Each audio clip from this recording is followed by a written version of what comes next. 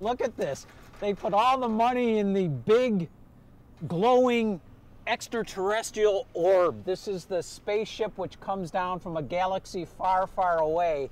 And then it's plopped down in your typical, can you build any cheaper than this parking lot, simply asphalt. And then check this out. This is the fence, this cheap hollow core metal fence. It's been up here for what, 2-3 years? Look at this.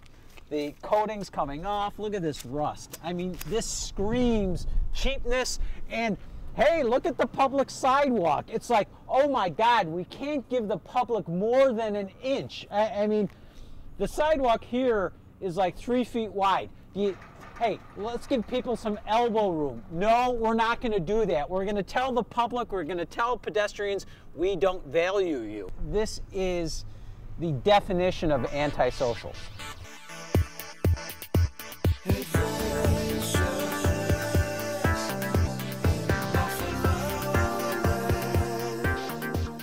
Hi, I'm Tim Tielman, the Executive Director of the Campaign for Greater Buffalo and your host for Adventures in Buffaloland.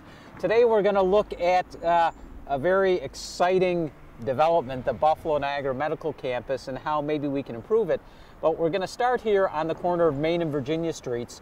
We're opposite the Allentown Historic Preservation District, just north of downtown Buffalo, and just to our east here is the Buffalo Niagara Medical Campus. We got some great buildings here, the former Catholic Union building and the Metzger building transformed into a row of apartments, and then, wow, across the street, a cinder block single-story building fronted by a parking lot on the corner.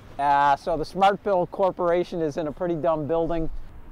There was a, quote, fire and emergency demo. They demolished an entire block of buildings and then they built this thing. When the plans were approved, the neighbors started complaining about, geez, get some windows. So the solution was actually to put in these fake windows. They're kind of dark panels in this kind of cement stucco, and then you have this awful rough-faced cinder block. You got some wonderful historic preservation activity going on directly across the street, and they have to look out on this, and not so much as a bush or a plant to soften the impact. If there are in fact windows, you have what's called eyes on the street. As Jane Jacobs said, people can supervise the street, police it, and then obviously if you have retail at the ground floor, it helps support retail across the street. All great retail districts are on two sides of a street. So right now you have this building, we're going for several hundred feet here along Main Street, contributes absolutely nothing to the surrounding environment. Could they convert those to real windows? I would hope so, but I don't know what's behind it. It could be, they could be torturing prisoners of war back there. I don't know what the use of this building is. Maybe they want to hide what they're doing in there. One of the newer buildings in the medical campus, a private medical office building. Oh man, I mean, generally you call the frontage that which faces the public way. We're here on Carlton Street, Washington Street. What is the public face of this building? The public face of this building is a loading dock, electrical transformers, and the dumpster to the building.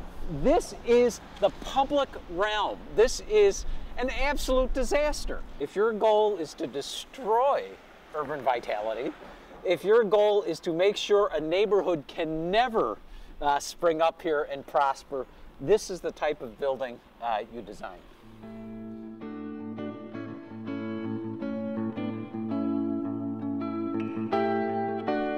We're here in front of the much lauded Hauptmann Woodward Institute at Roswell Park, designed by a big name architect, kind of a flashy building covered with metal skin, horizontal windows spinning around. It's like a giant centrifuge.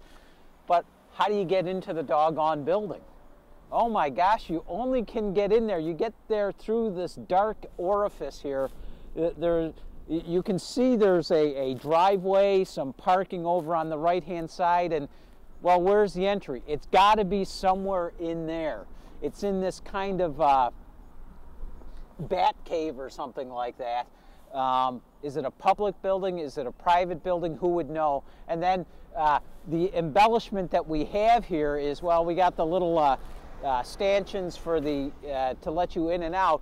But again, there are our favorite electrical transformers over here on the public sidewalk of Washington Street. How we design neighborhoods actually not only has environmental implications, it has public health implications.